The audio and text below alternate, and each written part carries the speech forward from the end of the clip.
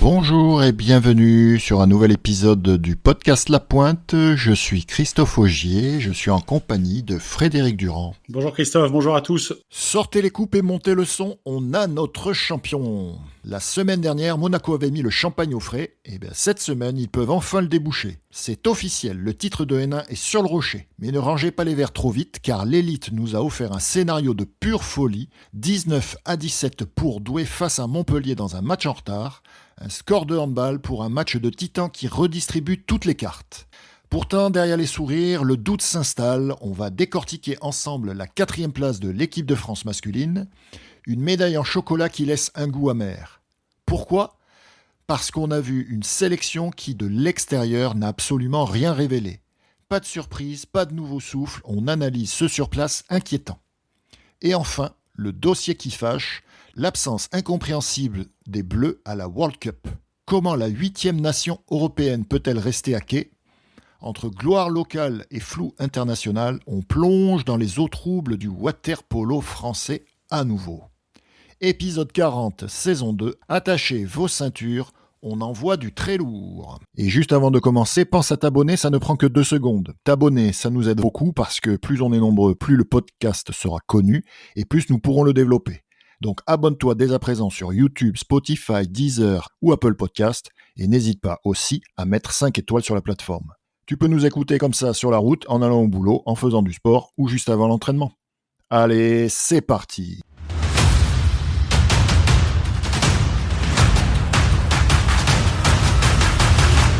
Pour commencer cet épisode, match en retard en élite, on avait Douai qui recevait Montpellier pour la journée 13. Journée 14, Douai s'était imposé à 7. Et la journée 13, il recevait une équipe de l'Hérault. Victoire 19-17 dans un match un peu fou.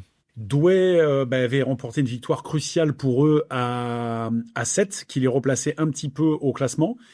Il leur reste 4 matchs à jouer, 2 qui vont être très difficiles évidemment contre Marseille et Strasbourg, pour lesquels ils ambitionnent pas forcément de prendre beaucoup de points. Et ils avaient cette réception de Montpellier et la réception ensuite de Taverny. Dans l'optique de prendre éventuellement 6 points pour gravir encore une petite marche au classement. Ils se devaient au moins déjà de remporter ce match-là face à un Montpellier qui, on le rappelle journée après journée, mais qui est une équipe très très inconstante et dans le championnat et à l'intérieur de ces matchs. Donc qui a des périodes fastes et puis des périodes qui sont très très délicates. Et puis ce match-là n'a pas fait exception à la règle, puisqu'on a une évolution du score quand même très particulière pour ce match-là. Un match qui se termine à 19-17 avec Douai qui a longtemps cru avoir fait le plus dur, puisque ils ont mis un écart très net assez rapidement, 12-5, et puis menaient même 14-7 à la mi-temps. 14 buts encaissés par Montpellier à mi-parcours contre un promu.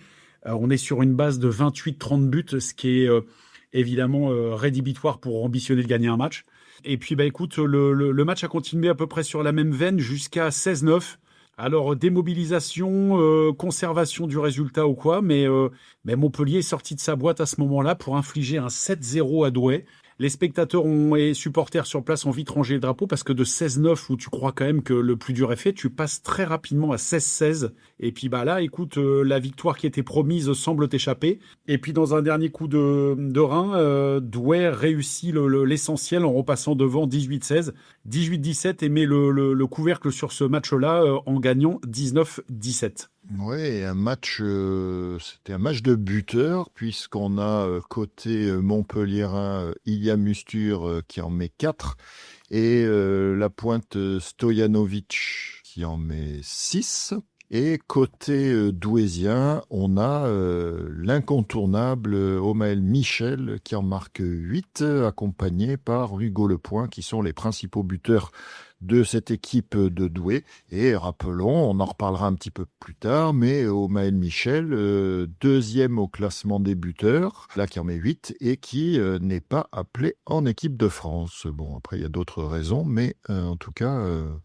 c'est peut-être un buteur qui pourrait être utile. En tout cas, on est en droit de se poser la question. Encore une fois, moi, je juge pas nécessairement la sélection, mais Omaël Michel a été meilleur buteur largement l'année dernière en N1. Donc la N1, on le sait, puisqu'on le répète, il y a un écart très très net entre la N1 et l'élite. Les gardiens sont pas les mêmes, les défenses sont pas les mêmes, les blocs sont pas les mêmes, donc c'est évidemment plus dur de marquer des buts en élite qu'en N1, même contre les équipes pas forcément classées et bien classées. Il récidive puisqu'il est deuxième meilleur buteur du championnat, ce qui est quand même pas rien, et meilleur buteur français du championnat. Donc ça veut dire, alors soit tous les ballons passent par lui, et puis il shoot 25 fois par match, et évidemment quand tu shootes 25 fois, t'en mets 6, c'est assez facile, mais je pense pas que ça soit le cas, puisque je pense que Yann Clay partage quand même la dangerosité en attaque. Donc oui, un meilleur buteur du championnat en foot, un meilleur marqueur au basket de son championnat, est souvent pris en équipe nationale.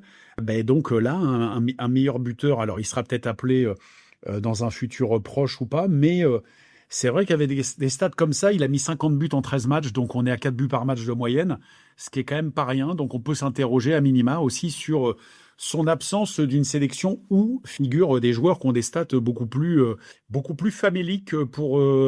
c'est un euphémisme.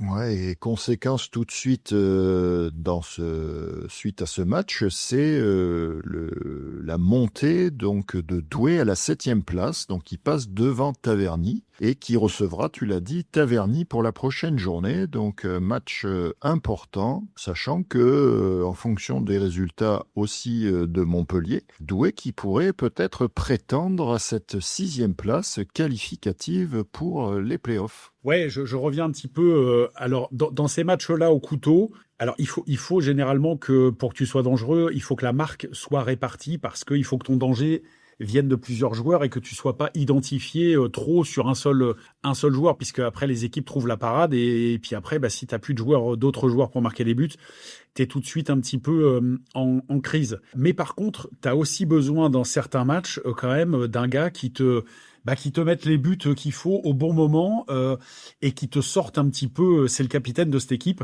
qui te sorte un petit peu l'équipe de la panade. Et en tout cas, sur les matchs quand même décisifs que Douai a remportés, Omaël Michel répond souvent présent.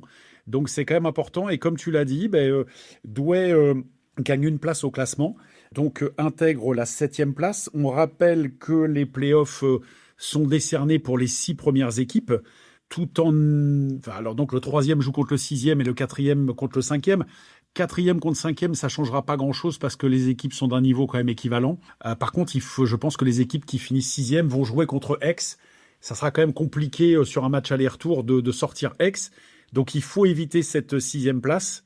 Donc pour l'instant, si tu veux faire un point sur le classement, on va détailler un petit peu, mais la victoire de Douai est très importante. Oui, donc ce qui nous donne un classement, donc je l'ai annoncé cette petit mouvement en fin de classement, mais on a donc toujours Strasbourg, puisque toutes ces équipes-là n'ont pas joué. Strasbourg, 39 points, 14 matchs. Deuxième, Marseille, 12 matchs, 36 points. Troisième, Pays d'Aix, 13 matchs, 27 points. Donc ces équipes-là qui ne bougeront pas, à part probablement la première et deuxième place, qui va se jouer entre Marseille et Strasbourg, notamment à la prochaine journée.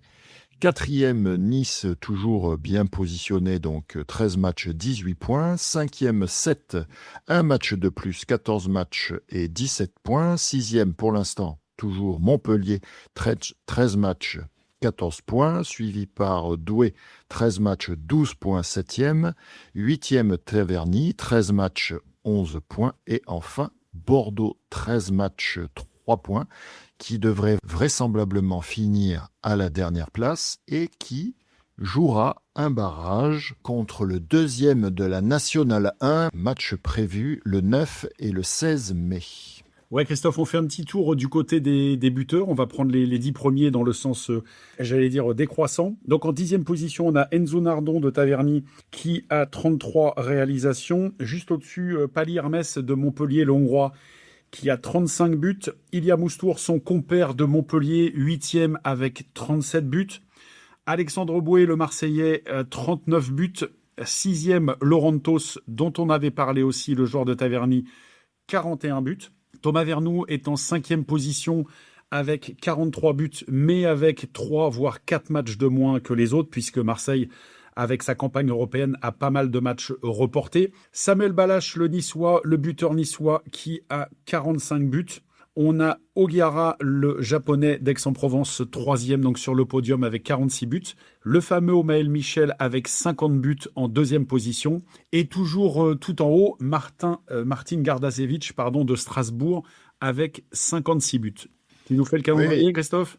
Ouais, une prochaine journée, donc à part Pays d'Aix, Bordeaux qui aura pas d'enjeu. Les trois autres matchs, eh ben, on l'a un peu déjà annoncé. Donc on aura un Douai-Taverny, donc pour cette septième, huitième place, voire mieux peut-être pour Douai. On aura un 7 qui affrontera Nice et qui sera peut-être le match de play-off 4 contre 5, donc peut-être un prémisse à ces matchs-là, et on aura un Strasbourg qui recevra Marseille pour déterminer la première place du championnat. Et Ouais. Montpellier sera exempt, bien sûr. Ouais, journée intéressante à tous les niveaux, hein, comme tu l'as dit, parce que du tout en haut, entre cette affiche, hein, on rappelle quand même que alors, les circonstances n'étaient peut-être pas tout à fait les mêmes, mais Marseille avait perdu à Strasbourg. Alors c'était après un match de Coupe d'Europe, ils avaient enchaîné le déplacement à Strasbourg, mais ça reste quand même une défaite. Et comme Strasbourg n'a chuté que d'un but à Marseille, eh ben, écoute, une victoire de 2 buts donnerait la première place aux Strasbourgeois à l'issue de ce classement, sauf s'ils perdent des points après, mais j'y crois pas trop. Et donc c'est un vrai match à enjeu. Strasbourg est une équipe difficile à manier, surtout chez elle. Donc Marseille devra s'employer et faire ce qu'il faut. Et puis, 7-Nice, tu l'as dit, match crucial pour la 4e, 5e place. Sur la forme du moment, je vois quand même, les Niçois sont quand même en bonne forme et ont aligné des résultats quand même assez prometteurs. Et dans le même temps, 7 est en difficulté quand même. Ils viennent de perdre chez eux contre Douai. Donc sur la forme du moment, je vois Nice. Et puis, un match intéressant entre Douai et Taverny. Douai devra confirmer, mais chez eux, ils sont durs à prendre, les nordistes. Et puis, ils savent, comme je l'ai dit, hein, qu'il n'y a plus beaucoup de matchs où ils vont pouvoir prendre des points. Il leur reste Strasbourg, Marseille, où ils prendront vraisemblablement rien. Donc, il leur faut ces 3 points-là pour espérer grappiller une 6e place, qui serait quand même un super résultat pour eux. Ouais, à suivre. Donc une équipe douaisienne qui a progressé au fil de la saison et qui sera probablement un candidat plus sérieux l'année prochaine. On passe à la Nationale 1 et ça y est, ils l'ont fait, les Monégasques. Donc rien n'était joué mathématiquement et on se doutait qu'ils allaient tout mettre en œuvre pour assurer cette victoire finale et être champion N1, mais Monaco s'est imposé par un petit écart à domicile devant une piscine bien remplie et une victoire 14-12 qui leur assure le titre de N1. Effectivement, les superstitieux te diront toujours que mathématiquement, tant que c'est pas gagné, c'est pas gagné. Alors, le pire scénario possible, c'était une défaite de Monaco à la maison contre Marseille. Et puis, dans le même temps, il fallait quand même 2 cartons énormes de Livry contre Elincep et Choisy-le-Roi, puisque, on le rappelle, les 2 équipes se sont battues l'une et l'autre au pénalty, donc il n'y a pas de goal average particulier. C'est le goal average général. Et le goal average général, Monaco, avant cette journée-là, comptait 56 buts d'écart sur Livry-Gargan. Donc il fallait évidemment un séisme que personne n'envisageait trop quand même. Et puis Monaco avait à cœur de finir sur une bonne note. C'est toujours bien évidemment d'être champion, mais ça l'est encore mieux quand c'est à domicile, devant tes proches, devant les gens du club, etc., etc. Et puis même aussi devant le prince, hein, puisque le prince Albert avait fait le déplacement à la piscine, en tout cas pour voir la fin du match. Une piscine comble, à peu près 500 personnes, des gradins remplis, et puis une belle fête du polo. Pour qu'il y ait une belle fête, il faut qu'il y ait 2 équipes, et Marseille. On rappelle qu'ils se sont donc déplacés, évidemment, sans Audouin de Revier et sans Victor Tavel, qui sont retenus, comme on l'a dit, à Malte avec l'équipe nationale. Sans Brody McKnight aussi, leur gardien canadien, qui est également à Malte. Et sans Leandro Metogo, qui, lui, a un petit peu disparu, mais qui a fait quand même la plupart des matchs, en tout cas des matchs allés. Donc, ils se sont déplacés sans ces 4 joueurs-là, sans risquer une victoire ou une défaite ne changeait pas grand-chose au classement. Mais j'ai vu un vrai bon petit match de N1 quand même, avec de l'engagement, avec un suspense. Et puis même si Monaco a pas vraiment été inquiété parce qu'ils ont tenu le score tout le match, eh ben écoute, le but du jeu c'était quand même de finir sur une victoire. Ils auront été défaits dans ce championnat que par Livry-Gargan au penalty, on l'a dit, hein, la dernière journée, où ils avaient fait quand même l'essentiel. Donc dans le temps réglementaire, ils sont invaincus. Bah écoute, c'est une très belle conclusion, en tout cas pour eux, d'un club qui a été, je ne vais pas dire qui est sorti de nulle part il y a une dizaine d'années, mais qui était un club qui jouait en N3. Et puis sur la volonté de dirigeants, j'ai nommé Sébastien Dervieux, qui a eu la bonne idée de faire venir Manuel Laversane de Nice, et puis Julien Guillotot a embrayé le pas. Ils sont partis sur une génération 2007 qui a démarré de zéro quasiment, puisque 2007, ça fait des joueurs de 18-19 ans. Donc, il y a 10 ans, ils avaient 8-9 ans. Et puis, petit à petit, la mayonnaise a pris. Et ils en récoltent les fruits 10 ans après. Et alors, on ne sait pas encore, je ne veux pas m'avancer sur la présence de Monaco en élite l'année prochaine. Je pense quand même que ça devrait suivre, mais il n'y a pas encore pour le moment de confirmation. Mais en tout cas, c'est une belle histoire de ce club qui était en N3 encore il y a pas longtemps, qui est monté tout de suite en N2, 2 N2 en N1, et puis qui a fait un podium en N1 l'année dernière. Bordeaux et Douai se sont partagés la montée. Et puis cette année, ils étaient logiquement favoris, mais encore faut-il répondre aux attentes. Ils ont été bien renforcés quand même par Théo Barzotelli qui est venu de Nice et qui leur apporte quand même une arme offensive en pointe, ce qui peut soulager Lucas Barna, qui peut pas jouer 4 périodes en pointe et qui, à mon avis, le poste préférentiel reste peut-être le poste 4 ou 5. C'est peut-être pas une pointe pure. Théo Barzotelli, oui. Donc, écoute, ils ont ce danger en attaque puisqu'ils peuvent alterner l'un et l'autre. Et voilà, écoute, ils font une bonne saison. Marseille qui fait à peu de choses près le parcours de Monaco l'année dernière, puisque Marseille monte de N2 et donc sur sa première saison de N1 finit 3e comme Monaco. Ils pourront évidemment pas ambitionner plus haut, plus haut oui, mais pas la montée, puisque évidemment il est impossible d'avoir 2 équipes dans la même division du même club. Donc Marseille restera là, mais j'ai vu des jeunes qui sont pas mal du tout, qui se débrouillent bien. Mais sur ce match-là et sur cette saison-là, personne ne peut dire que le titre de Monaco est usurpé ou quoi que ce soit. Donc, Livry aura lutté jusqu'au bout, comme on l'a dit dans le dernier podcast. Et puis, écoute, ils auront perdu chez eux contre Marseille, Livry, ce qui leur enlève ces fameux 3 points qui leur font défaut, et ce que Monaco a réussi à faire, battre Marseille à la maison. Oui, donc en termes d'infos supplémentaires, tu l'as dit, donc un match un peu houleux à l'aller, mais Monaco qui s'était imposé facilement, du coup 16-9 dans ce match-là, avec Brody McKnight et Leandro Metogo qui étaient présents.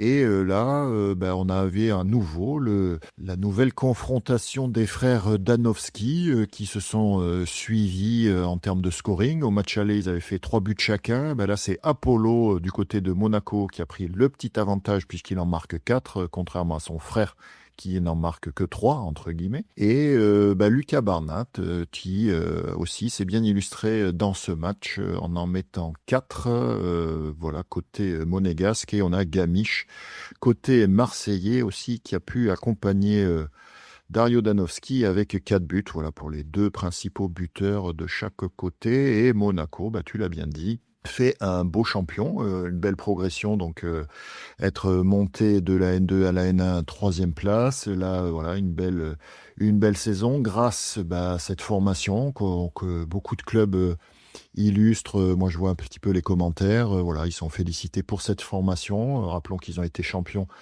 en 14, en 16 et en 18. Ouais, 14, 16, 18. Ils ont été champions de N3. Ils ont été champions de N2 avec cette équipe-là. Maintenant, ils sont champions de N1. Donc, après, c'est le max que tu puisses ambitionner. Ça sera quand même compliqué d'être champion en élite. Il faudra quand même, et je pense que les dirigeants en sont conscients parce que c'est des connaisseurs du polo, se renforcer parce que, alors oui, avec cette équipe-là, tu pourras chatouiller Bordeaux, voir Livry si on verra le résultat du barrage entre Bordeaux et Livry. Mais oui, il y a les gens se rendent pas compte toujours de la marche qu'il y a entre la N1 et l'élite en termes de densité physique, de puissance. Les gardiens, c'est compliqué de marquer des buts, les gardiens sont meilleurs. Donc ça complique la tâche. Donc il faudra que Monaco fasse les choses correctement. Et ils le font depuis le début, donc je vois pas pourquoi ils continueraient pas. Et écoute, il fallait saluer une espèce d'apothéose pour eux, parce que champion de N1, c'est quand même pas rien. Écoute, bravo à eux et bravo à Marseille aussi qui a vendu chèrement sa peau sur ce match-là. Et j'ai trouvé les Marseillais en progression quand même par rapport aux sorties que je les avais vues faire récemment. Oui, et s'ils décident de monter, effectivement, il faudra que le club peut-être passe dans une nouvelle dimension. Parce que la formation, elle est importante. C'est une base très solide de cette équipe-là, mais il faudra Ça veut dire quoi, Christophe, passer dans une nouvelle dimension ? se renforcer avec des joueurs peut-être plus rompus à l'élite, voire peut-être, pourquoi pas, même si on sait la présence de nombreux étrangers, mais pas comme on pourrait l'entendre dans d'autres équipes à Monaco, mais voilà, peut-être choisir 2-3 renforts qui permettront d'assurer.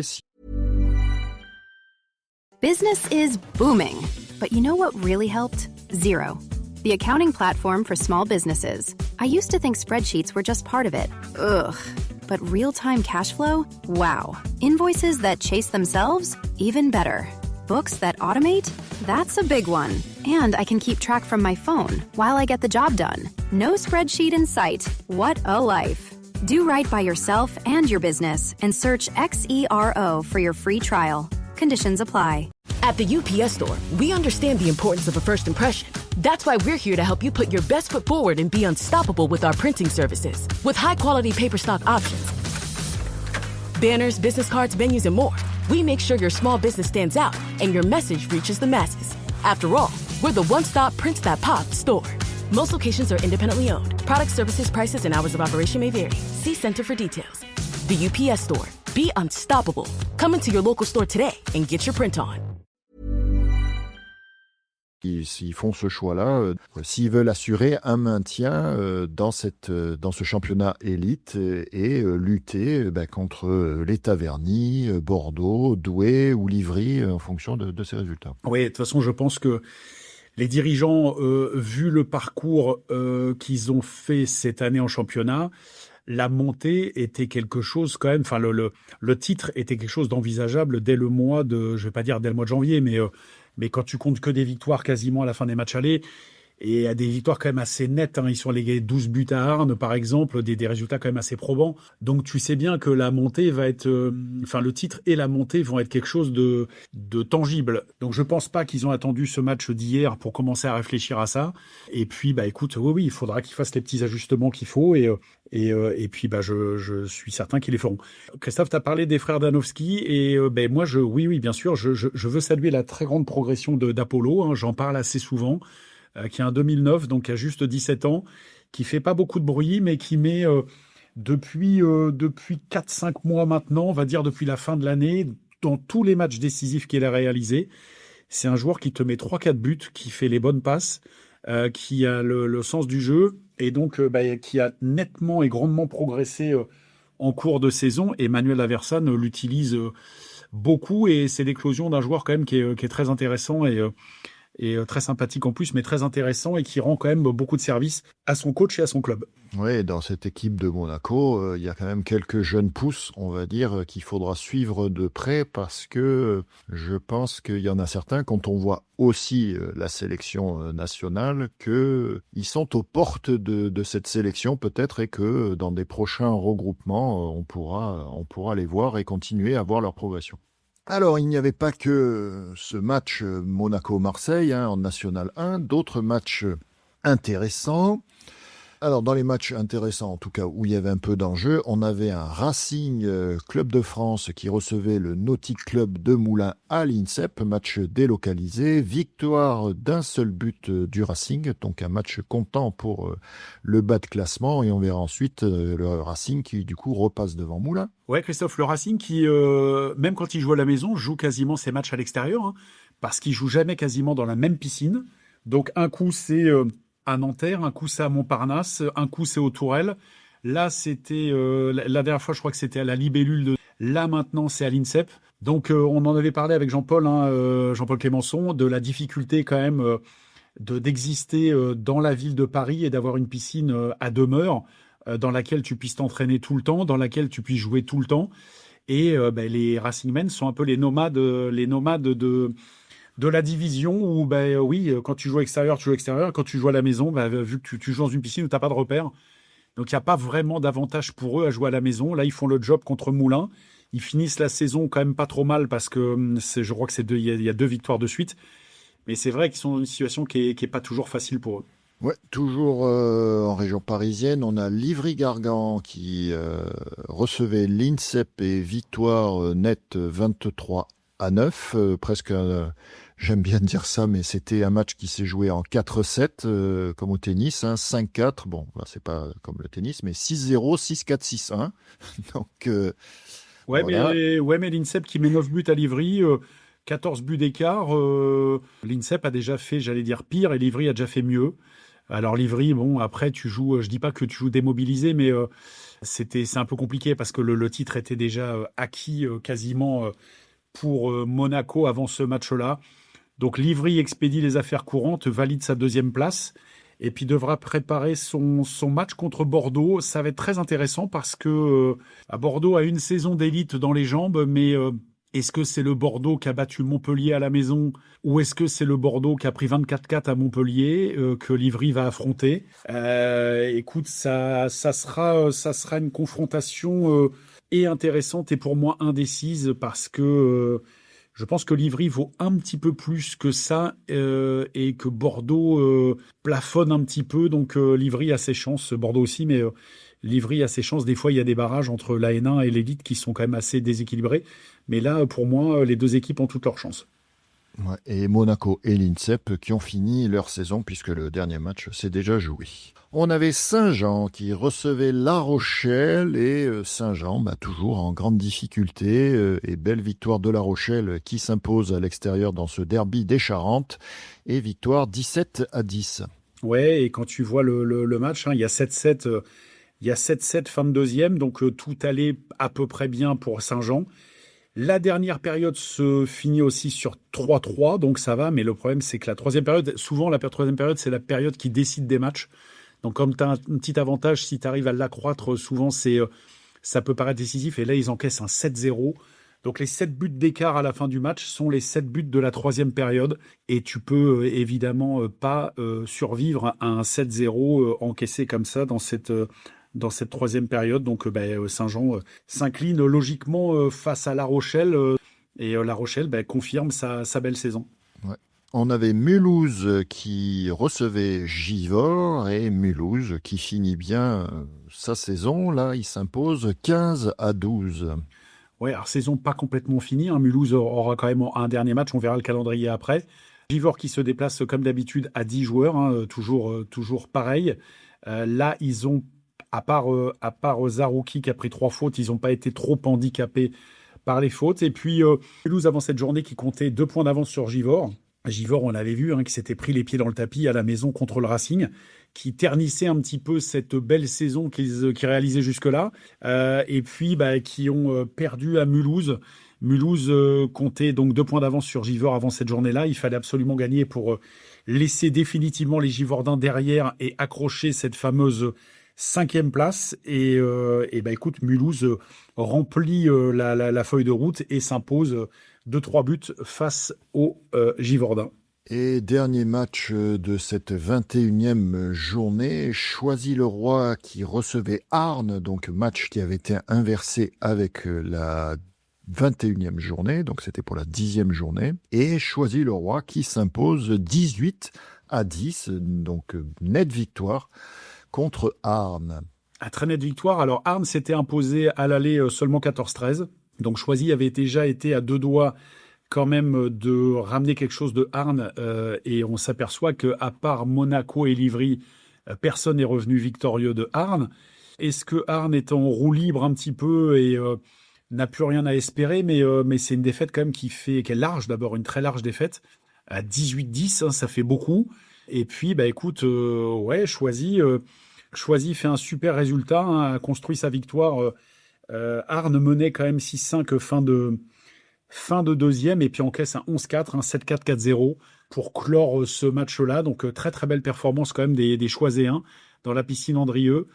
Une clôture de championnat donc qui nous amènera à un très intéressant Choisy-le-Roi-Livry-Gargan.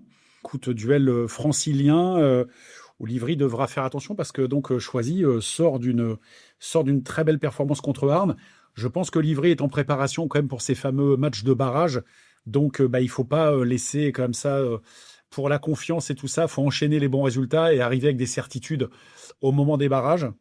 On aura Arnes qui se déplacera à La Rochelle. Donc, dans quel état d'esprit Arnes ira là-bas? Mais enfin, je pense quand même qu'il y a un écart suffisant pour que Arnes puisse l'emporter.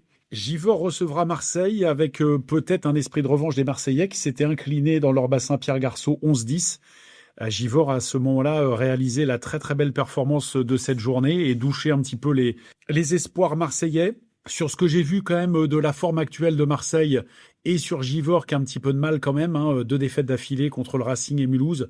Ballottage favorable quand même pour les Marseillais. Moulins recevra Mulhouse. Mulhouse voudra s'imposer à Moulins pour asseoir définitivement sa 5e place, voire plus si affinité. Et enfin, Saint-Jean recevra le Racing dans un match de bas de classement qui, on a souligné déjà les difficultés de Saint-Jean, notamment défensives. Donc le Racing, sur la bonne forme du moment, devrait pouvoir normalement aussi ambitionner les 3 points. Ce qui nous donne un classement, donc premier Monaco, donc avec ses 22 matchs et 63 points, donc le champion de N1, on vous le rappelle. Deuxième Livry, un dernier match à disputer, on vient de l'évoquer, 57 points, donc qui conservera sa 2e place et qui jouera le barrage probablement contre Bordeaux. Petit duel entre Marseille et Arnes, puisqu'il n'y a que 3 points d'écart entre les deux équipes, 45 en faveur de Marseille, 42 pour Arnes, mais vu la différence de but, si Arnes venait à s'imposer et Marseille perdre, Marseille devrait rester 3e.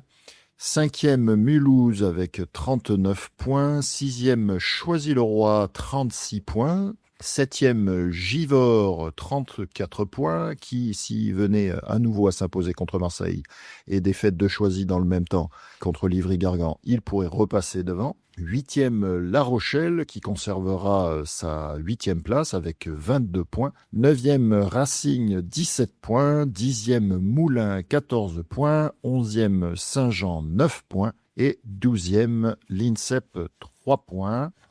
Et on aura un barrage N1 contre la N2. Match aller le 16 mai et match retour le 30 mai. Ouais, comme on l'a fait pour l'élite, on va faire le classement des buteurs un petit peu. Donc à la 10e place, on a, tu l'as évoqué tout à l'heure, Dario Danowski du Cercle des Nageurs de Marseille avec 62 buts, précédé juste par son frère dont on a parlé aussi, Apollo Danowski, 65 buts. On a Mathis Baouche de Arnes avec 68 buts en 8e position, précédé par Chieb Ibn Hadj Khalifa des Sauveteurs de Givors avec 69 buts. Théo Leitman de l'INSEP, 70 buts. C'est à souligner parce que l'INSEP n'a pas marqué non plus beaucoup de buts cette saison. Donc le 6e buteur vient de l'INSEP. Louis Guidetti du Racing Club de France, 79. Basile Fournier l'Allemand, le solide joueur de Choisy, 81 buts. Augustin Palais du Racing. Donc le Racing quand même arrive à glisser 2 joueurs dans les 5 meilleurs buteurs du championnat. Donc Augustin Palais, 83. Anthony Houdin de Mulhouse, 89 buts. Alors j'ai vu sur les réseaux sociaux que le club avait fêté ce joueur puisqu'il a visiblement il a réalisé le 1000e but avec son club. Et puis Jakub Novacek qui a une stat quand même aussi intéressante puisqu'il a franchi la barre des 100 buts. Donc 100 buts en championnat, c'est quand même pas non plus anodin. En 19 matchs, ça fait plus de 5 buts par match. Donc c'est un rythme quand même qu'il faut tenir. Donc voilà, 100 buts, c'était à souligner pour Novacek. Ça fait quasiment un quart des buts inscrits par Livry, puisque Livry avait marqué 413 buts. Pour en finir avec les statistiques, Monaco a la meilleure attaque du championnat, donc avec 423 buts, mais avec un match de plus que Livry-Gargan. Donc Livry-Gargan a 413. Il leur reste un match, on peut supposer quand même qu'ils vont marquer 10 buts dans ce match-là, enfin 11 buts, et passer devant Monaco. Et puis, écoute, au niveau des défenses, Monaco est devant avec 216 buts encaissés. Donc là, ils pourront pas être rejoints.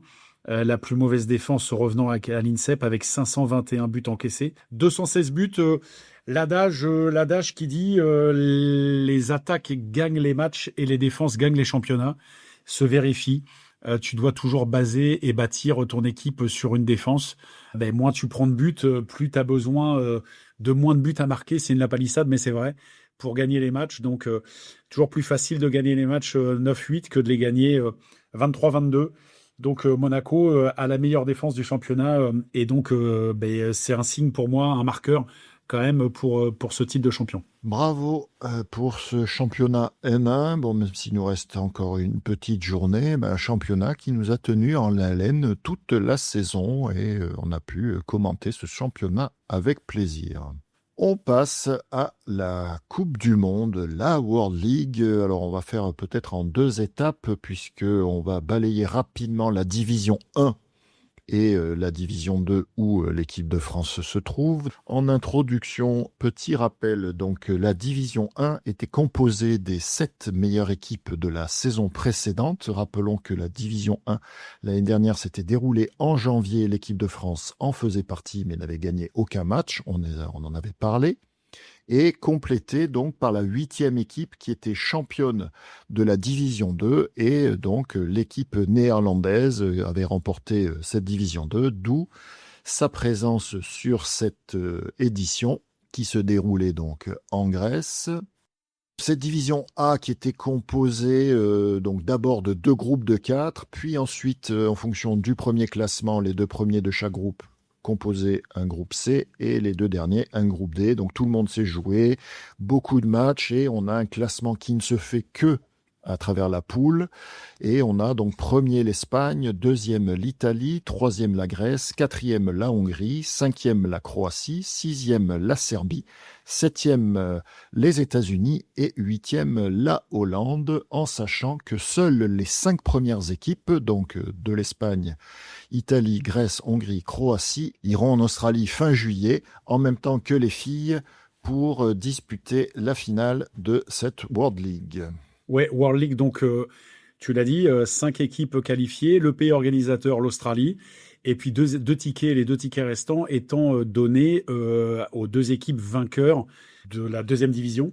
Si l'Australie avait été dans les 4 derniers, il y aurait eu 3 tickets, mais comme l'Australie s'est fait sortir, il n'y a plus que 2 tickets. Donc écoute, une petite confusion parce que pour suivre, c'était compliqué parce qu'il y a une boulimie de matchs avec toutes les équipes qui se sont jouées plusieurs fois. Donc ça a été compliqué de suivre. Écoute, je note que les Pays-Bas ont battu les États-Unis quand même. C'est quand même un résultat. Les Pays-Bas, même s'ils n'iront pas en Australie, sortent la tête de l'eau au fur et à mesure. Je note que les Serbes sont 6e, donc n'iront pas en Australie. Est-ce que c'est une compétition qui les motive plus que ça? Je ne sais pas. Au-delà du fait d'aller en Australie, qui reste quand même un voyage sympa.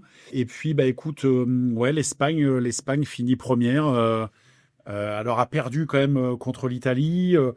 Tout le monde s'est un petit peu battu là-dedans, mais on note quand même la présence des 3 équipes latines en tête de classement, l'Espagne, l'Italie, la Grèce. Un peu anecdotique, mais voilà, beaucoup de matchs pour finalement arriver là. On verra ce que ça donnera quand les matchs compteront à la fin pour la victoire finale. Dans la division 2, on l'a dit, 23 équipes, énormément de matchs, tu viens de le dire, donc il faut être vraiment connecté pour suivre tous ces résultats. Et donc un premier match de l'équipe de France qui affrontait l'Ukraine. Victoire facile 27-13 et dans un match où Taverny était particulièrement bien représenté dans ce match puisqu'on avait 3 joueurs de chaque côté. Donc 3 joueurs pour l'équipe de France, Guérin, Nardon et François. Et côté ukrainien, on avait Dzura, Labic et Kitry. Ouais, Christophe, un match qui se termine à 27-13. 14 buts d'écart, c'est l'écart quand même qui, pour moi, qu'il y a entre ces 2 équipes-là. La France a pu compter comme d'habitude sur un Thomas Vernou qui finit à 8 sur 14, donc 57%. Tout le monde a été un petit peu acteur de ce match-là, puisque tout le monde, plus ou moins, a marqué.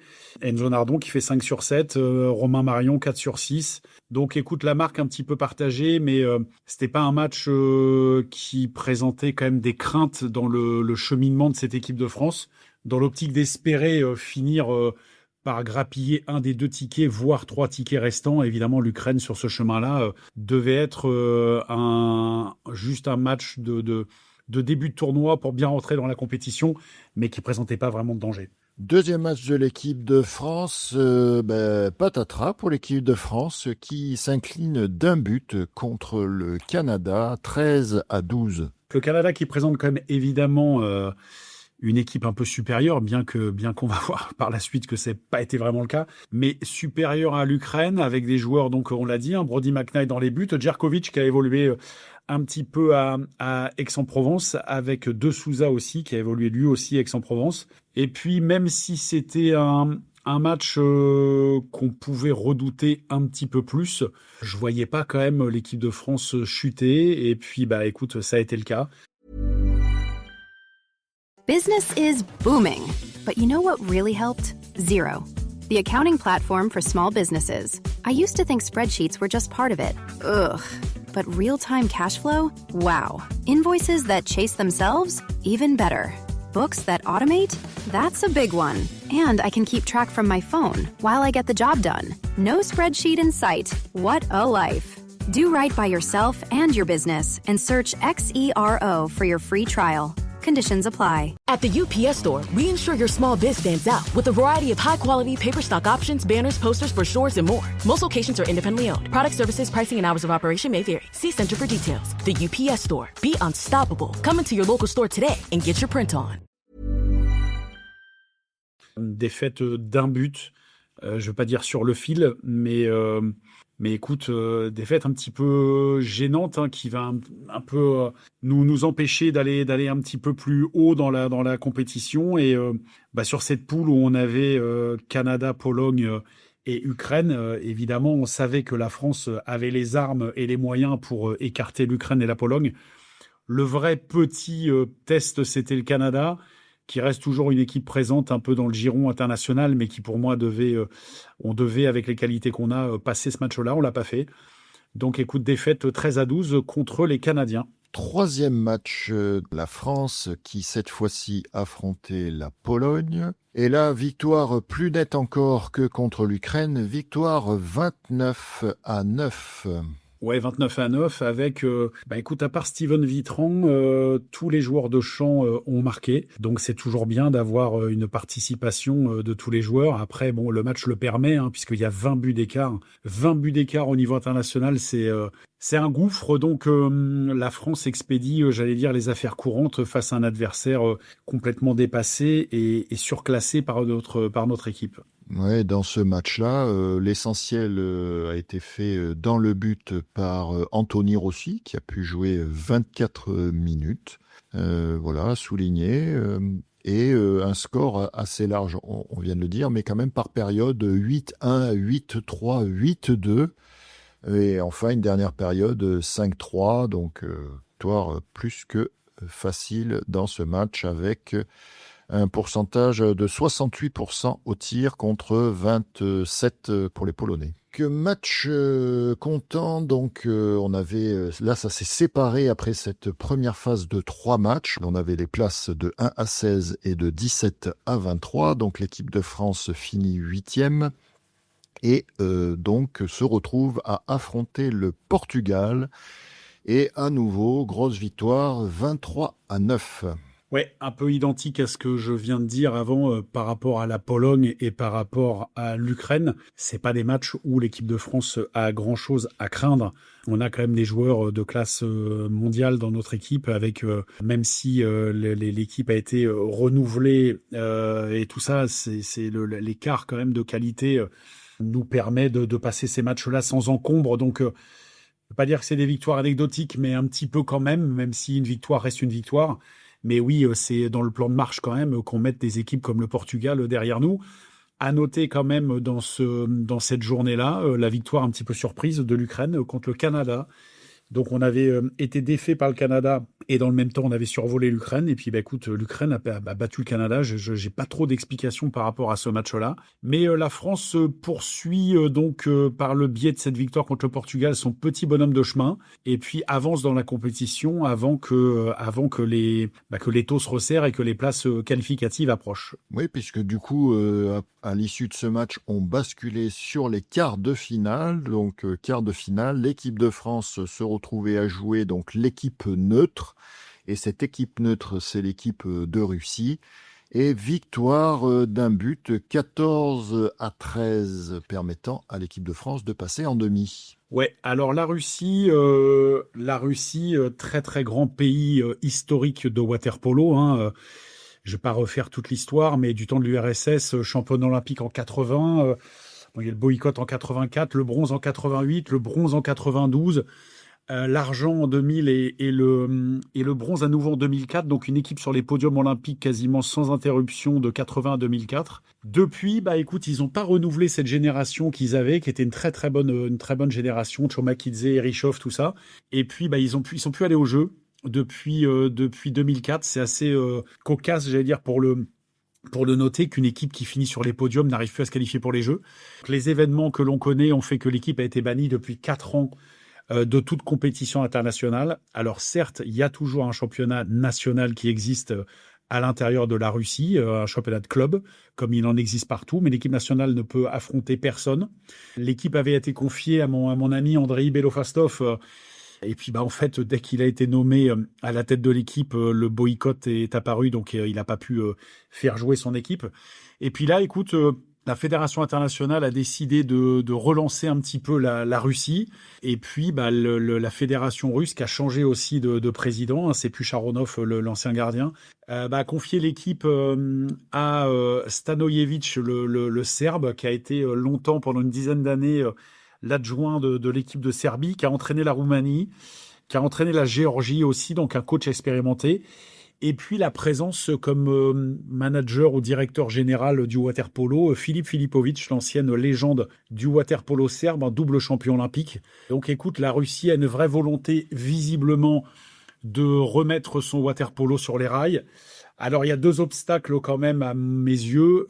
Comme je l'ai dit, l'absence pendant 4 années de matchs internationaux, c'est énorme. Et puis surtout, face à ces 4 années d'absence, il y a des joueurs, il y a eu un exode des joueurs vers d'autres nationalités, des joueurs de grande valeur. Dimitri Kolod est parti au Monténégro, Nagayev est parti vers Malte, et puis Kharkov est devenu croate. Donc ils ont perdu 3 joueurs majeurs. Alors il y a toujours Merkulov, il y a toujours des joueurs qui traînent un petit peu par-ci par-là. J'ai pas trop de doutes sur le retour de la Russie, peut-être au premier plan, alors pas au premier plan mondial, mais qui va quand même grandement embêter quelques équipes, à commencer par la France, puisque on s'en sort juste d'un but, 14-13, sur une équipe qui redécouvre un petit peu les tournois. C'est pas anodin. La grande Yougoslavie, quand il y a eu, qui gagnait tout, Jeux Olympiques 84, 88, les championnats du monde et tout ça, quand il y a eu la guerre entre la Croatie et la Serbie, les 2 nations ont été exclues. Et puis, il a fallu un petit peu de temps quand même pour revenir. Alors, le vivier, ce qu'on appelait yougoslave à l'époque, est beaucoup plus étendu et qualitatif que le vivier russe. Mais oui, ils avaient eu du mal aussi à revenir. Il leur a fallu un temps d'adaptation. Et ce temps d'adaptation, les Russes vont l'avoir aussi. Mais un résultat pas vilain quand même contre la France au 14-13.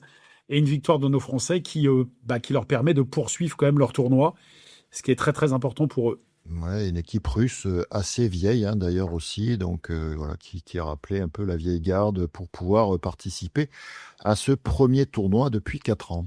La France quand même sur ce match-là, complètement dépendant de Thomas Vernou.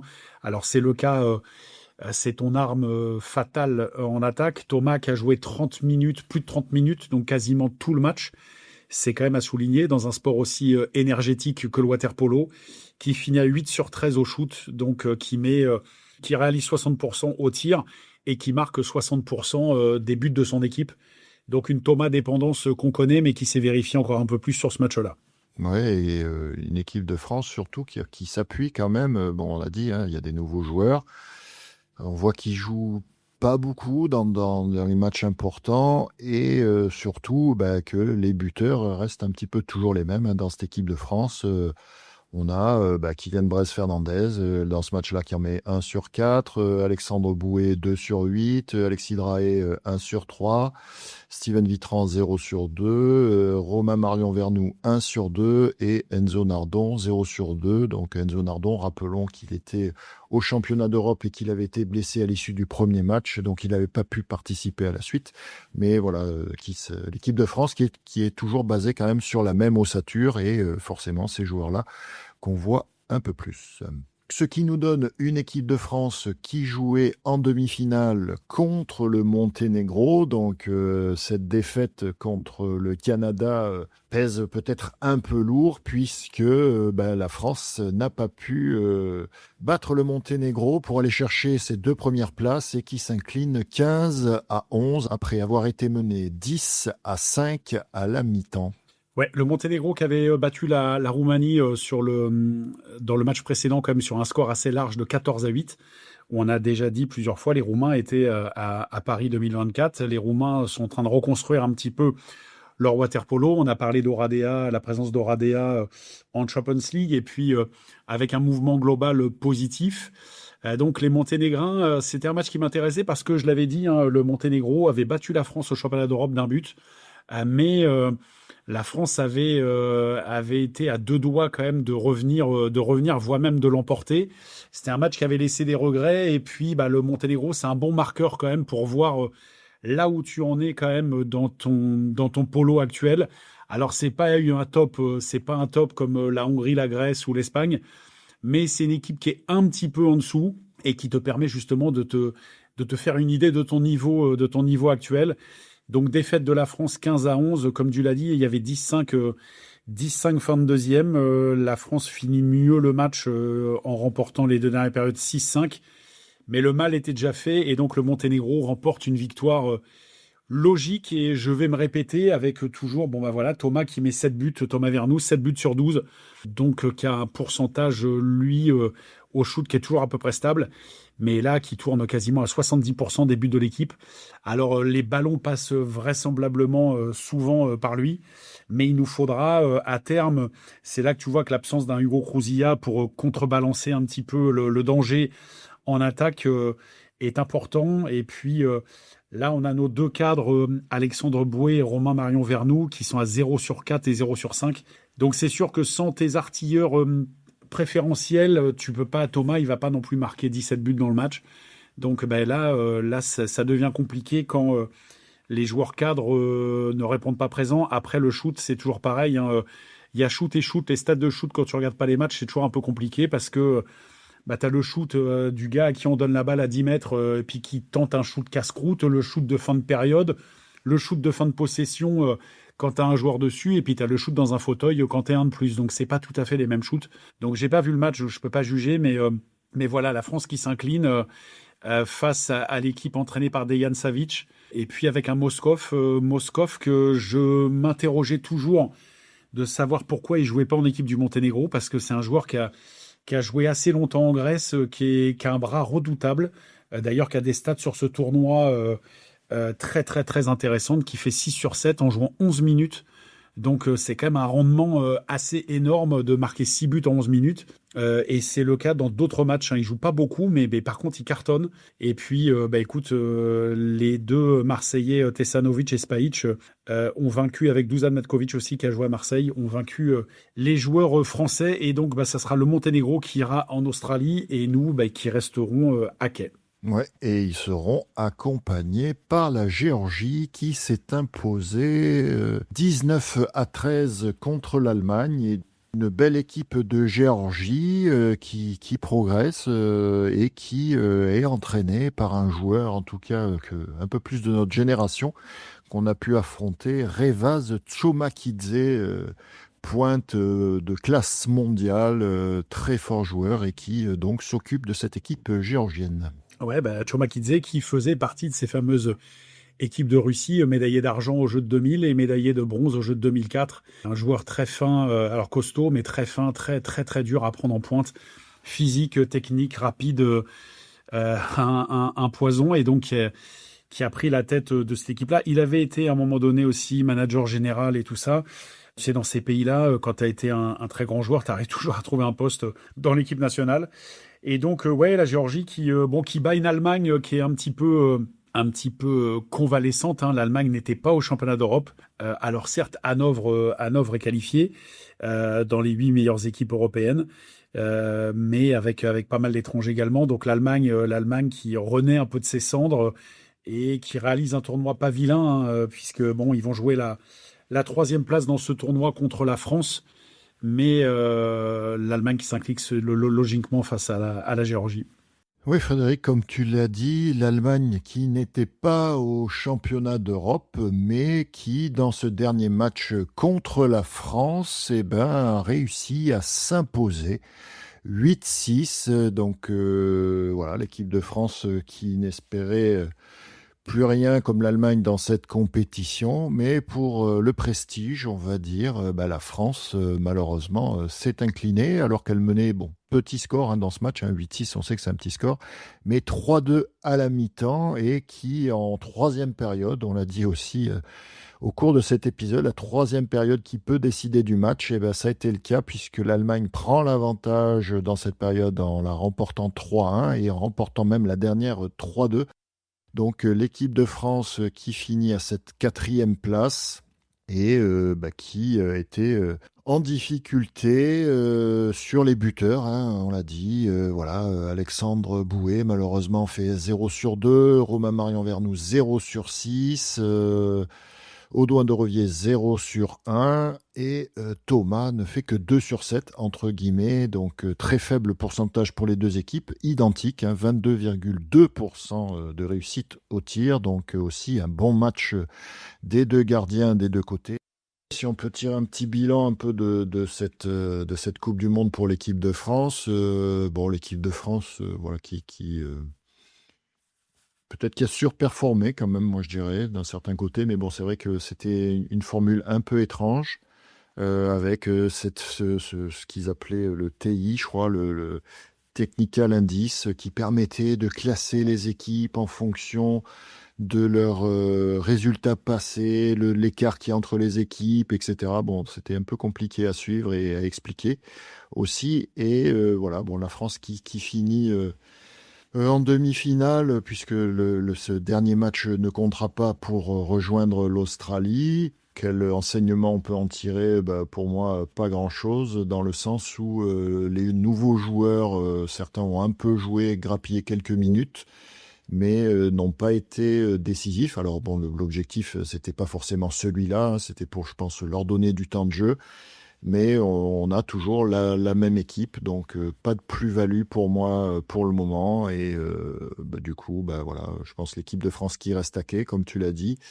Est-ce que c'était vraiment l'objectif d'y aller ou pas, malgré qu'il y a quand même, dans cette finale qui aura lieu donc en Australie, on l'a dit, il y a un prize money.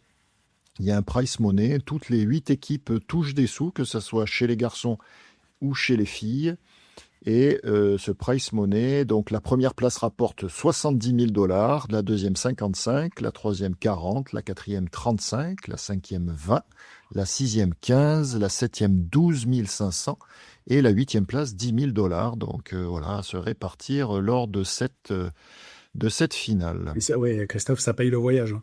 Sauf si tu finis premier, $8,000, $10,000, $12,000 pour envoyer 15 gars et un staff de 5 personnes en Australie, ça couvre pas du tout tes frais.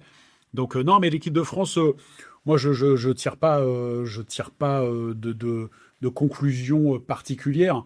Je savais qu'on allait battre les points d'interrogation, c'était le Canada. Je savais qu'on allait battre la Pologne. Je savais qu'on allait battre l'Ukraine, le Portugal. On n'en est quand même pas à se demander si on va battre ces équipes-là. Donc ça, c'était acté. Ensuite, le Canada, il y avait un point d'interrogation. On a failli contre le Canada. Et puis ensuite, le Monténégro, qui effectivement a cette tradition quand même de joueurs mieux formés et de meilleure qualité que nous, et qui se vérifie. Hein. On a la grande équipe de France qu'on a eue de 2022, 23, 24 a battu le Monténégro, mais c'est plus l'équipe que l'on a actuellement. Donc écoute, moi pour moi c'est La France fait le tournoi qu'elle était censée faire. Elle finit 4e. Donc voilà, la France fait le tournoi auquel on s'attendait. Et il n'y a pas beaucoup d'enseignements à tirer parce que les matchs, je te dis, à part le Canada, étaient quasiment joués d'avance. Et puis cette défaite 15-11 contre le Monténégro, qui n'est pas une défaite infamante en soi, mais qui reste une défaite. Et écoute, gageons que le staff aura tiré quelques enseignements. Hein. Ils sont sur place, ils voient les matchs, ils voient l'état de forme de l'équipe, pas nous. Donc écoute, faisons confiance au staff pour préparer au mieux les prochaines échéances. Ouais, la France qui, malgré tout, finit devant des équipes telles que la Roumanie, l'Australie. Bon, l'Australie qui avait fait quand même pas mal de revues d'effectifs. Hein. Je pense que voilà, le seul enjeu pour eux, c'était effectivement d'être dans cette finale et à ce moment-là, serait libéré une place de plus. Donc on aurait eu 3, enfin toujours 2, mais en fonction de leur classement. Donc voilà, et des matchs des fois un peu surprenants, des équipes qu'on n'a pas l'habitude de voir, hein, l'Argentine, Singapour, Hong Kong, effectivement, l'Afrique du Sud, la Grande-Bretagne, voilà, qui joue les dernières places. Moi, j'étais un peu surpris aussi du Kazakhstan, qui est plus le Kazakhstan qu'on a pu connaître. Bon, on les voyait pas trop en d'autres tournois internationaux, mais bon, ça a été une bonne équipe, voilà. Christophe, tu as parlé de l'Australie. Qui n'avait pas fait pavillard. Par contre, l'apparition d'un joueur que j'aime beaucoup parce que pour moi c'est un vrai talent, même si maintenant il commence un petit peu à vieillir. Un joueur qu'on connaît très bien dans notre championnat, c'est Nicolas Constantin-Bicari, une pointe qui a joué à Marseille. Quelques années, qui peut jouer en pointe, qui peut jouer à la périphérie, un joueur physique, malin, rapide aussi, une très bonne pointe. Et qui, c'est un Canadien, lui, et donc à l'origine. Puis, écoute, là, maintenant, il joue en équipe d'Australie. Donc, je suppose qu'il joue en Australie en club. Et puis, l'Australie ne pouvait pas trop se passer d'un joueur de ce gabarit-là. Et donc, Nicolas Constantin-Bicari a évolué pour l'Australie sur cette Coupe du Monde. Et je suis quand même assez convaincu que c'est pas juste une apparition comme ça et qui restera dans cette équipe au moins pour aller jusqu'au Jeux 2028. Et dans ce tournoi aussi, à noter, puisque lorsque la France avait battu l'équipe russe, même si elle s'appelle pas comme ça, il y a eu un match.